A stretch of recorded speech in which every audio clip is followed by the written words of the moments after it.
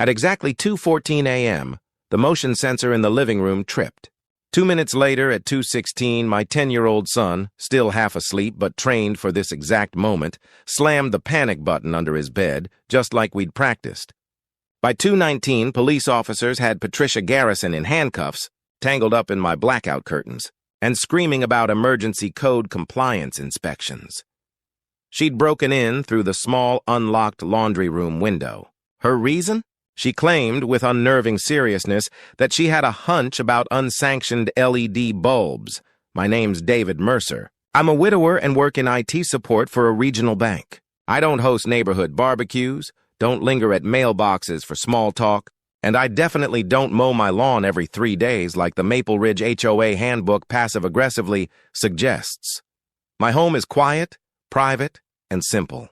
It's just me and my 10-year-old son, Jake, living our lives, and apparently, that made us the perfect target for Patricia Garrison, the self-proclaimed property aesthetics coordinator of Maple Ridge.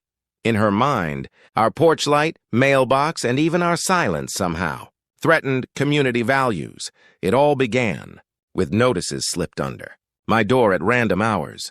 First came a warning about a non-compliant decorative gnome, which was actually just a leftover Halloween skull I'd forgotten to put away.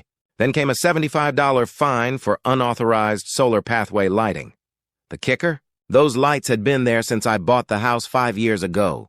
But Patricia insisted they violated subsection 12.4 of a lighting ordinance she had personally written just last month. She once rang my doorbell at 6:42 a.m. on a Saturday, lecturing me in her most indignant tone about what she called seasonally ambiguous wreaths. The wreath in question was a simple eucalyptus circle my late wife had made years ago. Another time, she tried to march into my backyard, insisting she needed to measure the grass blades for compliance. When I told her to leave, she puffed up like a peacock and announced she'd return with proper documentation. Neighbors often spotted her crouched behind her hibiscus bushes, clutching a clipboard and binoculars, whispering frantically into a walkie-talkie she claimed was directly linked to code enforcement. Later, the actual code enforcement office confirmed they'd never heard of her and definitely hadn't issued her any kind of radio. Then came the late-night incidents that made me realize this wasn't just neighborhood drama anymore. It was harassment. My trash cans started getting knocked over every Tuesday night, spilling garbage all over my driveway. My security camera cable was sliced clean through, likely with garden shears. That was my breaking point. I upgraded everything. Silent alarms on every door and window, infrared cameras with cloud backup, and, most importantly, kid-level panic buttons in Jake's room and the hallway. I taught him exactly what to do if anyone ever came into our home uninvited. Hit the button, lock the bedroom door, and hide in the closet. We practiced twice a week until it became instinct. Patricia's behavior only got worse after I refused to attend her so-called mandatory neighborhood beautification seminar.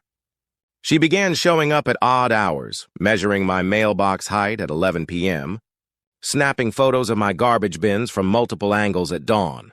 One afternoon, she even followed Jake home from the bus stop, claiming she needed to inspect his backpack for contraband gum. That was when I filed my first police report. But the officers said unless she actually trespassed, there wasn't much they could do. Then came the night everything changed. It started out like any other. I put Jake to bed at 9:30 p.m., checked every lock twice, and sat down to finish a few work emails. Around midnight, I could hear Patricia's voice through the wall, ranting on the phone about the criminal lack of HOA enforcement in our community. I should have known she was gearing up for something. By 2 a.m., I was sound asleep, completely, unaware that Patricia had decided she couldn't rest until she confirmed whether I was using an unapproved brand of laundry detergent. She actually told that to the police later, dressed head to toe in black, which she later described as her standard inspection attire. Patricia crept toward my house carrying a flashlight, a laminated HOA rule book, and a digital camera to document what she called inevitable violations. She tried the front door first, then tested each window along the side of the house. The laundry room window, unlocked after I'd aired it out earlier that day, became her entry point. She wriggled through like a determined raccoon on a mission, knocking over a bottle of fabric softener as she went. The motion sensor in the living room caught her immediately, sending an alert to my phone. But before I even processed what was happening, Jake had already sprung into action. Ever since the backpack incident, he'd been on edge. The moment he heard the soft beep of the motion detector, a distinct sound he knew by heart, he hit that panic button without hesitation. The silent alarm instantly notified the police using our preset code for home invasion. I sprinted down the hall to Jake's room, heart hammering, praying he was safe and locked in. Through the door, I spoke in the calmest voice I could manage. "You did everything right, buddy. Stay put, okay?" He whispered back a shaky, "Okay, Dad." I pulled out my phone and switched to the live security feed. There she was, Patricia Garrison, creeping through my living room with a flashlight, snapping photos of my coffee table magazines and muttering about unapproved reading materials. She drifted toward the kitchen, opened my refrigerator, and started photographing the contents like some deranged food inspector, making disgusted noises about my non-organic milk. 4 minutes and 12 seconds after the silent alarm had gone off, the police arrived. I unlocked the front door just in time for them to burst in, weapons drawn, shouting for the intruder to show herself. Patricia froze, then panicked.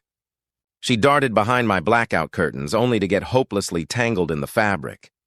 The officers yanked her free as she screamed at the top of her lungs that this was an emergency code compliance inspection and that she had full authority to be there. She even waved her laminated HOA rule book, like it was some kind of federal warrant. Once the officers realized she wasn't your average burglar, but an HOA board member gone rogue, they called for a supervisor and started taking statements. Patricia kept insisting she had implied consent to enter any property within HOA boundaries for inspection purposes. The senior officer, barely hiding his disbelief, explained that HOA rules don't override criminal law, and breaking and entering is still a felony, no matter how many bylaws she'd printed out. She argued, her voice shaking but defiant, that she was protecting property values and upholding neighborhood standards. The investigation revealed this wasn't her first stunt. Patricia had done the same thing to 3 other families in the neighborhood. The Johnsons reported strange footprints in their garden and missing porch photos. The twins down the block found their shed doors mysteriously open several mornings in a row, and poor old Mr. Crawford had actually caught Patricia in his garage, but assumed it was just his medication playing tricks on him. No one had camera footage. Until me.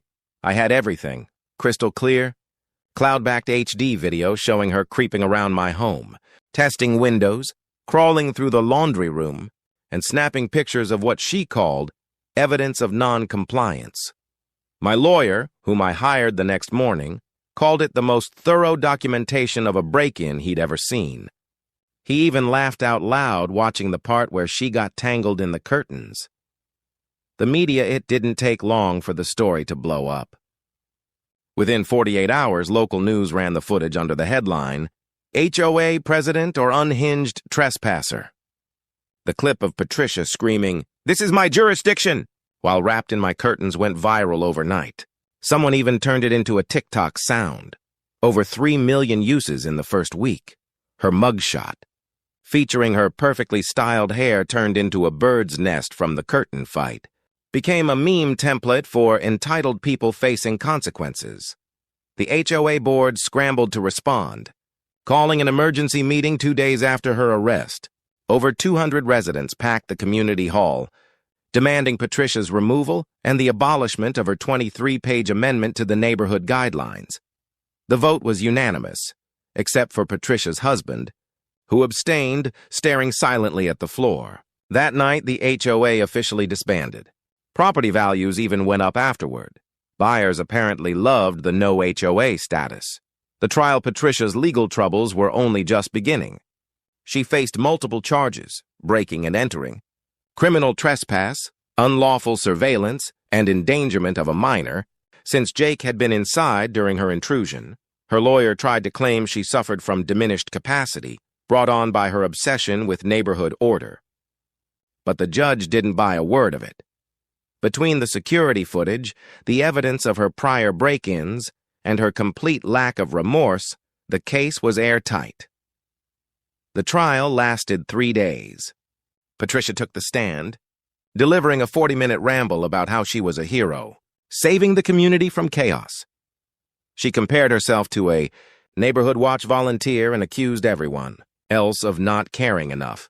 The prosecutor simply played the video of her, photographing my refrigerator at 2:15 a.m., then rested his case. Jake testified remotely via closed-circuit video. Calm and brave, he explained how he heard the motion sensor beep, hit the panic button like we practiced, and hid in his closet until I told him it was safe. Several jurors visibly frowned when he described his nightmares, the same ones that started after. Patricia followed him home from the bus stop. Sentencing. The jury deliberated for less than 2 hours before returning a verdict. Guilty on all counts. During sentencing, the judge made it clear how seriously he took her actions, the trauma to the families, the fear she caused a child, and her utter refusal to take responsibility. He sentenced her to 18 months in prison, 3 years probation, and $15,000 in restitution. When she heard the sentence, Patricia's jaw fell open. She turned to her lawyer and whispered, loudly enough for the whole courtroom to hear, "This can't be happening. I have a neighborhood standards committee meeting next week." The judge wasn't amused. He added a permanent restraining order, banning her from coming within 500 feet of my home or Jake's school. Then came the final blow. She was forbidden for life from holding any position in any HOA, neighborhood association, or similar organization in the state. Patricia gasped, gripping the defense table for balance, her face turning the same furious shade of red as the non-compliant roses she'd once fined the Johnsons for planting.